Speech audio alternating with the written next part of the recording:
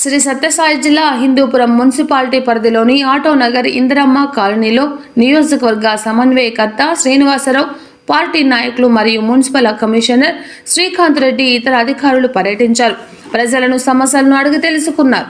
ఆటోనగర్ ఇందిరమ్మ కాలనీలో ఏర్పడినప్పటి నుండి ఇప్పటి వరకు ఎలాంటి అభివృద్ధి నోచుకోలేదని, రోడ్లు, మురికి కాలువల నిర్మాణాలు చేపట్టాల్సి ఉందని వారు వినతులు సమర్పించి వేడుకున్నారు. కాలనీలో అన్ని రోడ్లు, కాలువలు నిర్మాణాలు దశల వారీగా చేపట్టడం జరుగుతుందన్నారు. ఇక్కడ ఖాళీలో ఎప్పటికప్పుడు పారిశుద్ధ పనులు నిర్వహించి శుభ్రంగా ఉంచాలని, అలాగే ఇంటి పన్నులు వేయలేని నివాసాలకు పన్నులు విధించడం జరుగుతుందన్నారు. ఈ కార్యక్రమంలో టీడీపీ నాయకులు వెంకటస్వామి, పట్టణ అధ్యక్షులు డిఈ రమేష్ కుమార్, మాజీ municipal chairman Anil Kumar, councillor Satish Kumar, Bhaskar తదితరులు పాల్గొన్నారు.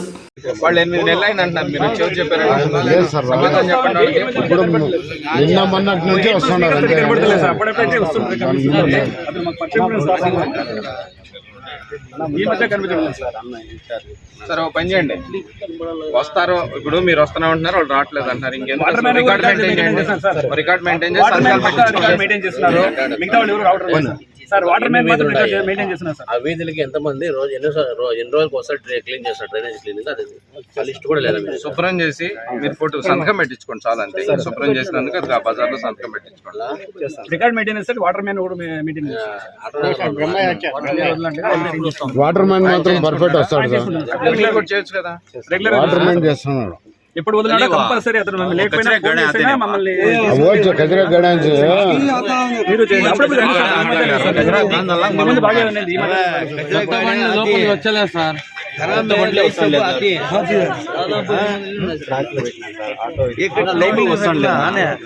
అంటే మెయిన్ రోడ్ లో వస్తుంది. మెయిన్ రోడ్ లో అయితే 3 days నుంచి అట్లా వచ్చినారు అంతేగాని గల్లీలో ఉండేది కదా, అంతకు ముందు రాలే. అది ఎన్నెందుకంటే మీరు రికార్డ్ మెయింటైన్ చేయండి సార్. ఆ పని చేద్దాం. మరి దానికి రేపు మీరు ఏమైనా ఏర్పాటు చేస్తే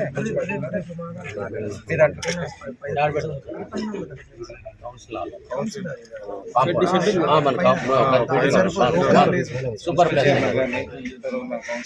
ఏ వార్డు ఫస్ట్ నుంచి 6 వార్డులు అనుకోండి, వాళ్ళు కౌన్సిలింగ్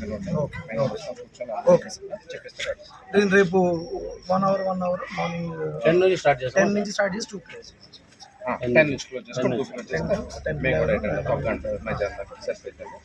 టైం ఒక పని చేయండి సార్, టైం ఇచ్చిందండి 10 నుంచి 11 to 12, 12 to 1 లేదనుకోండి 40 ఉన్నాయి కాబట్టి 10 కాబట్టి 10 అనేది 50 మంది 60 మంది వస్తారండి. సచివాలయ సిబ్బంది 10 మంది ఉంటారు, 5 ఉంటారు.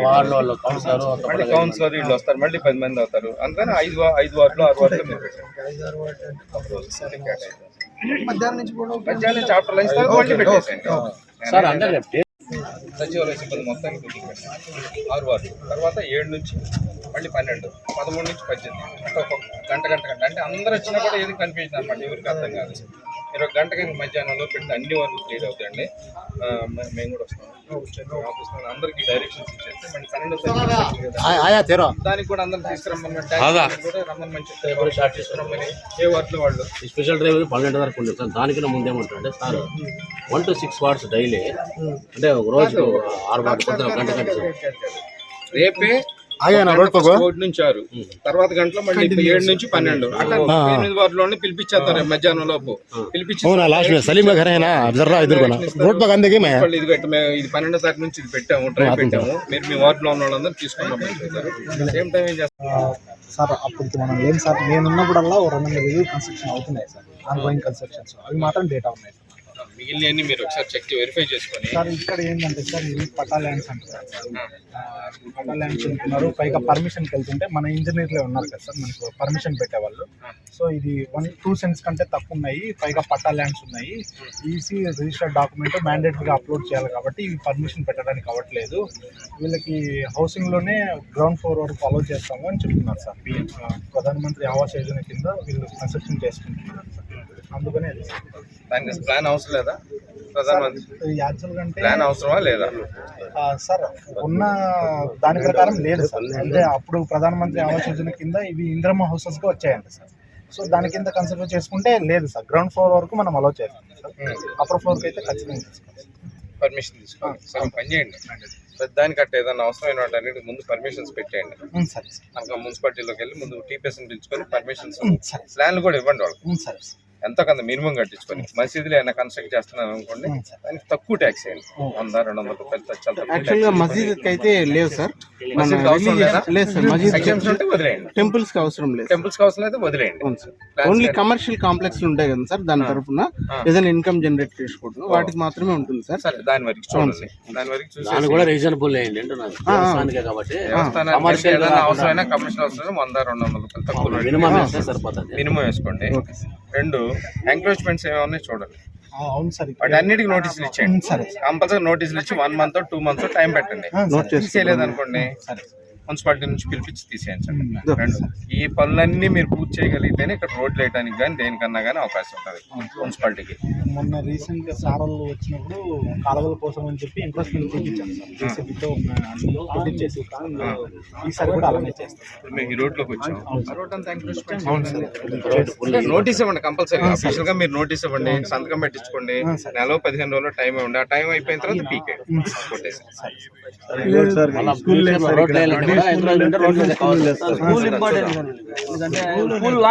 5 ఏళ్ళ టైం ఉందండి. 1 by 1 అన్ని ఒక్కొక్కటి చేసుకుంటా అవుతాం. చిన్న తర్వాత ఈ కాలనీలో ఉన్న ఎన్నేళ్ళకి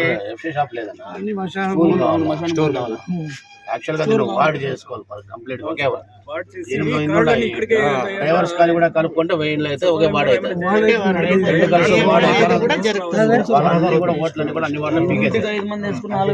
డాక్యుమెంట్స్ ఉంటేనేమో ఓనర్ పేరు రాసేసి ఇంటి నెంబర్ ఇస్తారు.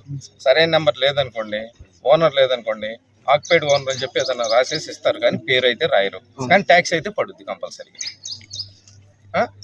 అది ఉంటేనే తర్వాత ఏదైనా వాటర్ కానీ దేనికైనా అప్లై చేసుకోవడానికి ఛాన్స్.